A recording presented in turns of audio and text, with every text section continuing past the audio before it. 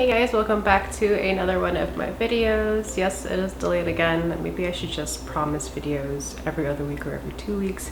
I really do want to get more consistent, so apologies about that. But we are going back to spooky cakes. I did a couple of cute cakes in the past month or so, and I'm honestly pretty burned out from it. Cute is cute, but it doesn't give me the satisfaction of making something kind of ugly and a little bit scary. So for this week, we are going to be doing a cake based off of one of my favorite cartoons as a kid, and that's Batman the Animated Series from the 90s specifically. It was definitely one of my favorite cartoons. I'd always get really excited when it came on, and the character I chose was not Batman, but was actually one of my favorite villains and some of my favorite episodes of that series, CLAYFACE. I think CLAYFACE is super underrated. Watching that episode as a kid, it was just really tragic. I mean, a lot of villains in the Batman series are tragic. I mean, even Batman himself. But it hit me very deeply, and I just loved that he was this kind of like fallen actor who was then cursed and transformed into pretty much this despicable monster.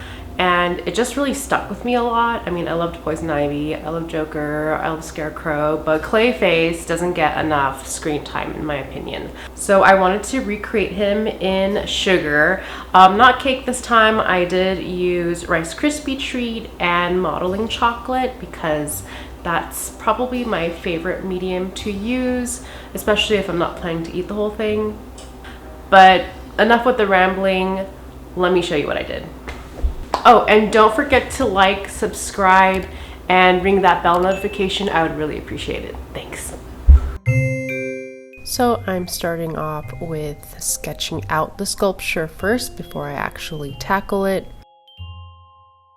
That is Peanut in the background, sleeping as usual. I get most of my references off of whatever I search on Pinterest, and there is so much good art.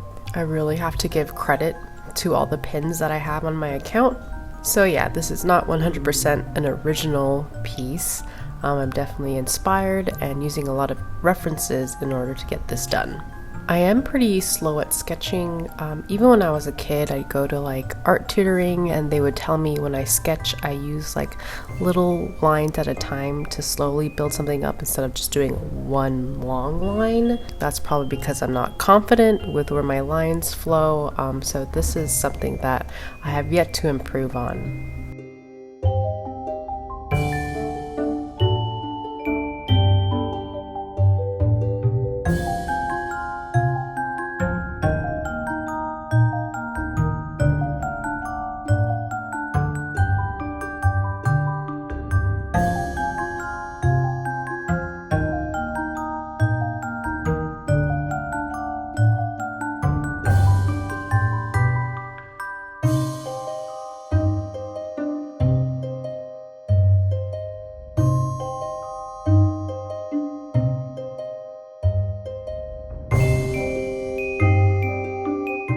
This is the sketch. I actually wasn't too happy about it, but did cheer me up. I drew Aladdin and carpet, only because it reminded me of the Cave of Wonders.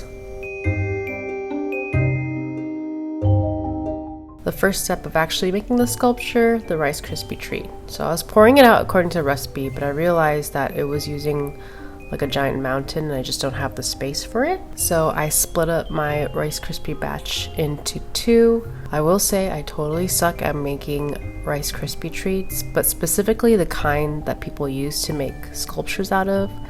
Like if we're talking about just the classic make it in a pot on the stovetop and then eat it right after with your hands, like I can totally do that. It always comes out delicious and perfect. But for some reason, every recipe I do for sculpture specific Rice Krispie treats, it's just a hot mess. I'm pretty glad to be able to cover the whole thing in modeling chocolate.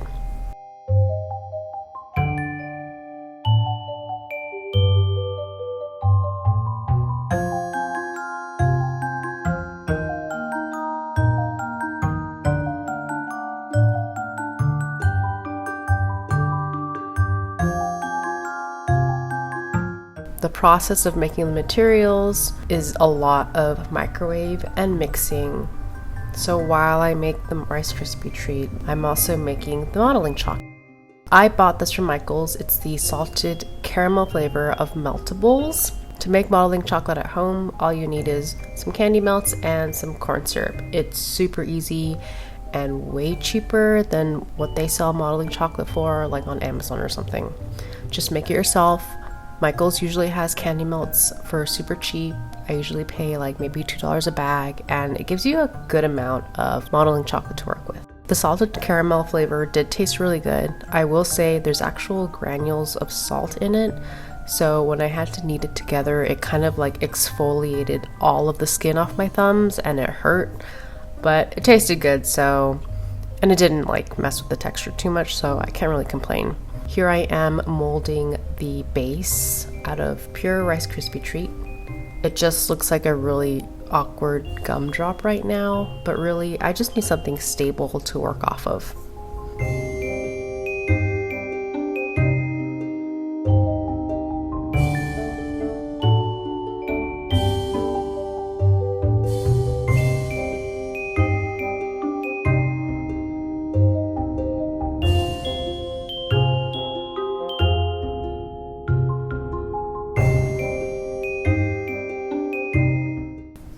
Then comes applying the modeling chocolate. What I like to do is just cover the whole thing in a very thin layer, and then I'll go in with extra added details on top of the thin layer. So the thin layer is usually just so that I have a base, and so if I'm carving too deep, it doesn't hit Rice Krispie treat. Also, it makes me feel a little bit more comfortable to use the materials in this way, so I kind of like warm up into making crazy details rather than just diving right in. Like, it helps me build a relationship with the sculpture I'm making, if that makes any sense. It sounds super cheesy and overly dramatic, but really this is just me coping with like the nerves of trying to create something.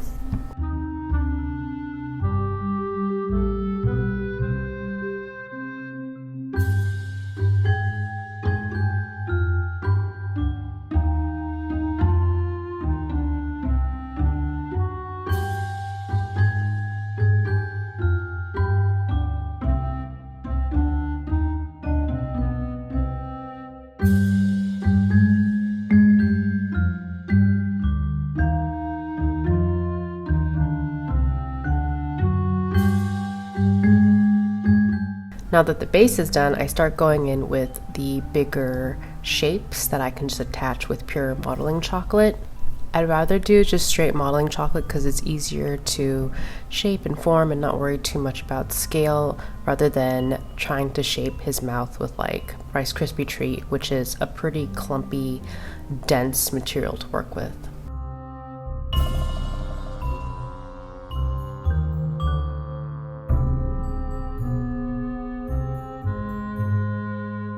So I'm going in with basic shapes so I can kind of lay out how the rest of the sculpture should be made. And at this point I realized he looked like a happy chicken nugget.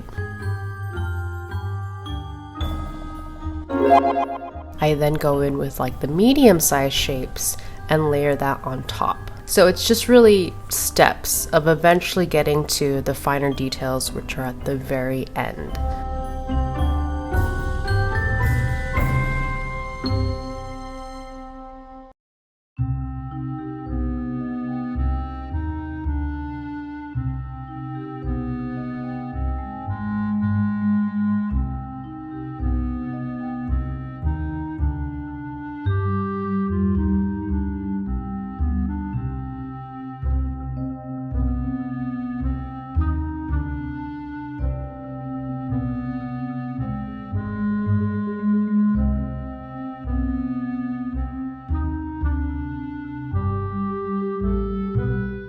I have a senior dog and she gets very attached, so I always need to make sure that she has a place to sit next to me while I'm working, or else she'll just start driving me crazy.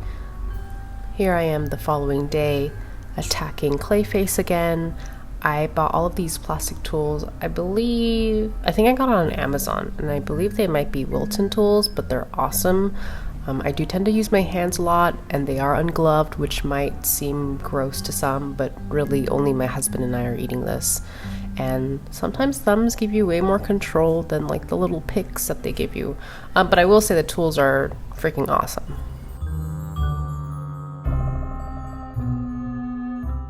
The other colors of modeling chocolate I'm using is yellow and a really dark brown, almost black. I actually had these on hand from when I had made the Balrog. Now, if you've seen that video, you know it's been like weeks, if not a month, since I've made that sculpture. But lucky for me, modeling chocolate homemade is actually not only super cheap, but lasts forever. So it is seriously like the best material that you can use when it comes to making something edible and sweet. So yeah, the dark brown and the yellow was mostly for his eyeballs and for his teeth.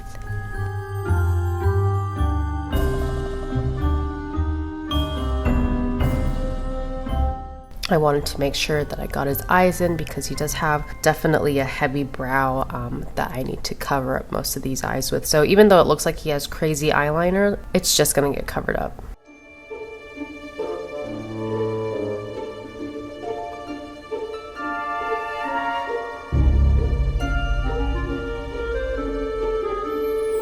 Here I am mapping out his teeth and gums. It seems to be like something I have to do for every creature cake that I make or creature sculpted dessert, where the teeth are like a really big factor in it. My no-face cake, my gulp cake, like a lot of creatures have really toothy grins, and CLAYFACE is no exception. If you ever look up paintings of CLAYFACE or even just the comic books and the cartoons, he has really janky teeth, like really bad. So I wasn't too stressed about making the teeth look perfect by any means.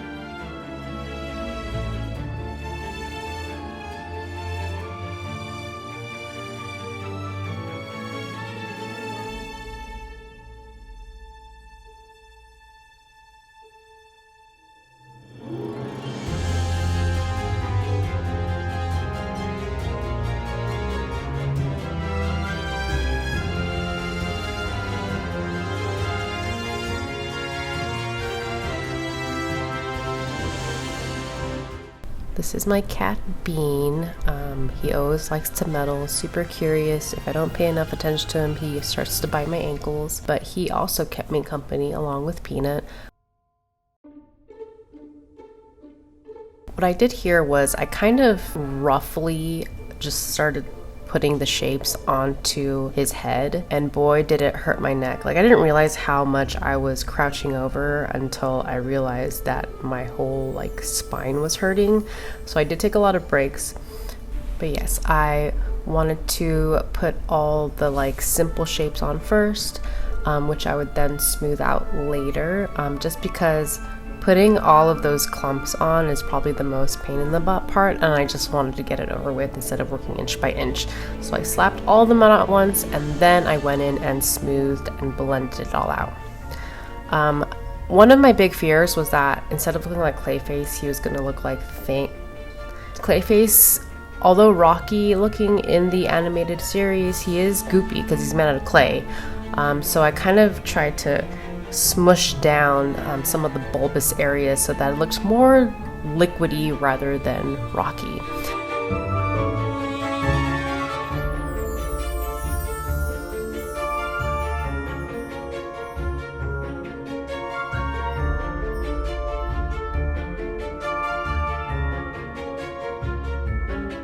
But here he is in all of his glory. I didn't go in with any paint this time. I didn't really think I needed to, just because in the animated series there isn't much like shading going on.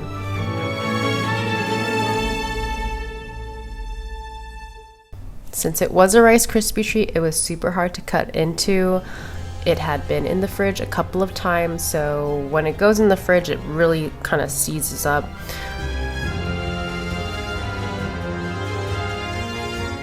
So it was delicious, but yes, it was messy. And here he is. I think he came out really great. It took me about 5 hours, so honestly not too long to sculpt out. I did take a few breaks. It did strain my neck a little bit, but I had a blast doing it.